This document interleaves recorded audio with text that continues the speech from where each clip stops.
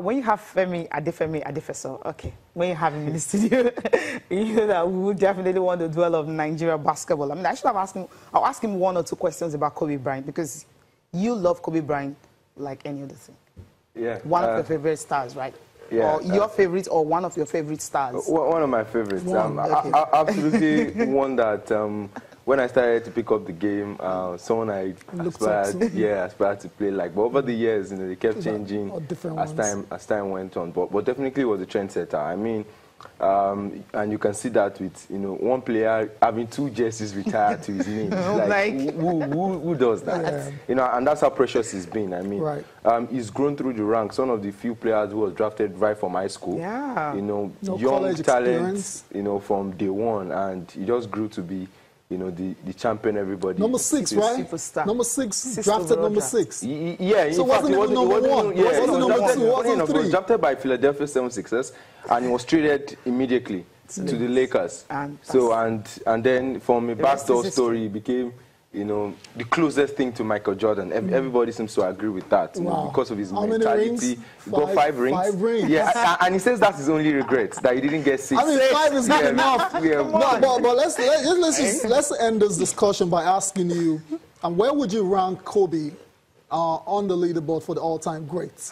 Top 10, top 5?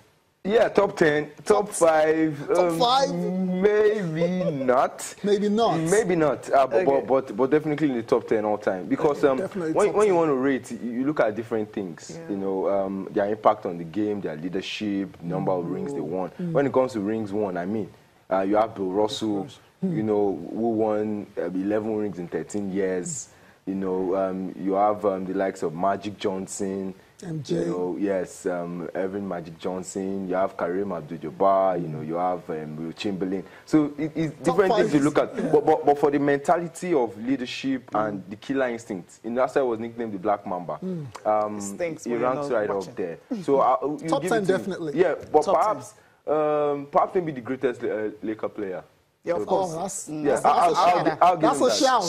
I'll give him that. Over Shaq over Magic. Wow. Over Shaq over Magic. Yeah, some people throw stones at me for saying that. But I think he's the greatest Laker. Wow. Okay. All right. Now, Ceylon basketball, FIBA Africa Champions Cup. You know, okay, the Nigerian teams haven't really been doing fantastically well.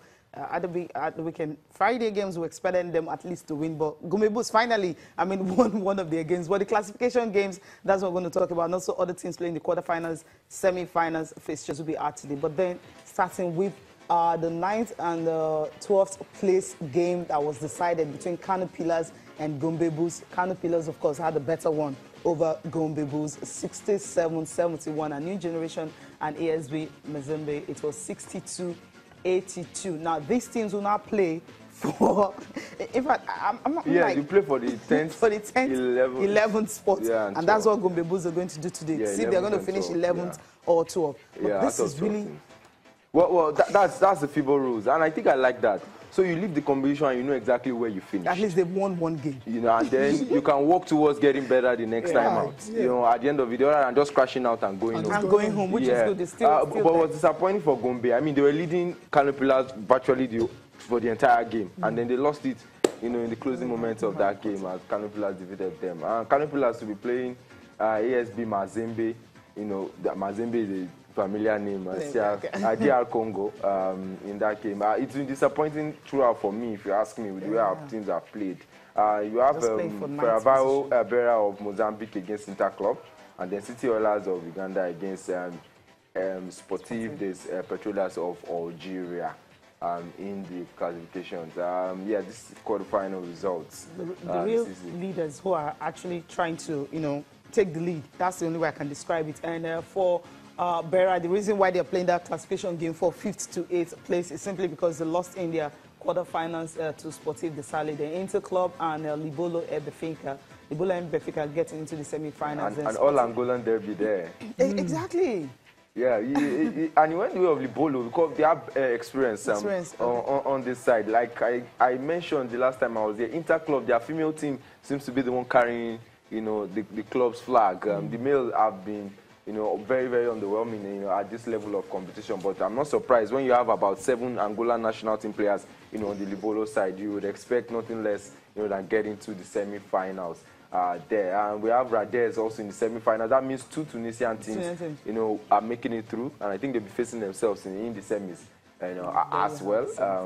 And then we have Saleh against Benfica. So it's 3 North African teams, 1 Southern African team. Finalists. I wish Libolo and Saleh were not going to face each other. Yeah, that would have been the final I wanted to watch. So it's going to be the final before the final. Right. I don't know, but whoever takes that game will be the champion for me. Radez, perhaps, will take one better over Monastir Sportif. And yeah, I think the winner between Saleh and Libolo will be the eventual champion. From all indication, we're going to be having first, second, third, all North Africans.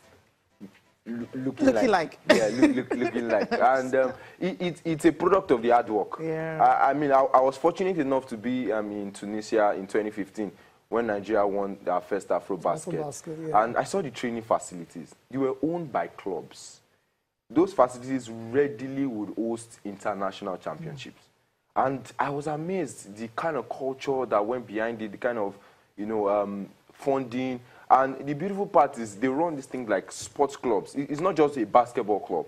It's basketball, football, swimming, chess, hockey, volleyball. You know, so it's all together. And it's amazing how they're able to pull all of this off. I mean, you have companies that are totally seeded to, you know, these sporting clubs, and they fund them fully. I don't know whatever policy they've been able to put in place to help those companies, you know, cushion the effect. But they have obviously put some things in place. Yeah, so it makes running sport very fluid. Smooth.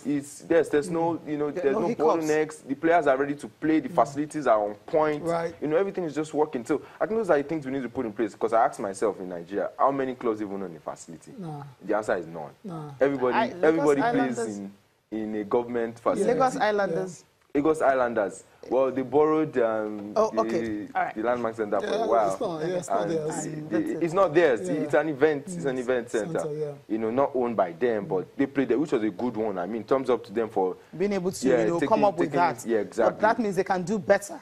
I just hope teams begin to look at that, because by the time you own your venue, I mean, you can now begin to look at generating revenue, opening offices, you know, sports shops, you know, for fans. A long way to go. And all of that, yeah, we still have a long way to go. And these are the times when, you know, I mean, Kano players have dominated on home scene for a long time now. And whenever they go on the continent, we know the result, right? And these are the times that tells us that there's still a lot of work to be done to put Nigerian basketball at that level. We're just talking Africa here. We're not even going world level, African level. We're stuck in South Africa, I mean southern part of Africa, or rather West Africa. Because at least we can't even compare ourselves with the teams from Southern Africa or East or even in North Africa. So the gap is just so wide. Yeah, you're right. You're right. Wide. A lot of it has to do with everything, not just even the management and institution, even the coaching. The clubs themselves. Know, even the players. I mean, Kano players have had players who have played 15, you know, 18 years, and they still seem to be like the best players in the league. Exactly. And you're wondering what's happening to the young bloods. You know, we're talking about the NBA today, and we can roll out the list of 21, 22-year-olds who are, you know, ready to take, destined for greatness. To take it on. And so you look at the quality of our players too. It's something that we also need to look at, because you look at the technicality of the play. That's why, you know, these guys have an edge over us. The Tunisians, the Angolans, you know, you see the way they move with the ball, the pick and rolls, you know, their go-to scorer who is rebounding. You know, everybody is not the scorer on the team. Somebody is assigned to do something, and that's how it's supposed to work. But unfortunately, we lack some of those technical inputs, and it's about time we begin to, you know, focus on those details, you know, of our basketball. You know, there's so much distraction with administration and ownership and leadership issues, and government bureaucracy also owning clubs. I mean, that's also one of the issues, you know, with this club. So we need to look at, you know, a public-private partnership for some of these clubs. We've said it over and over and over again, but I hope somebody will take the step and will begin to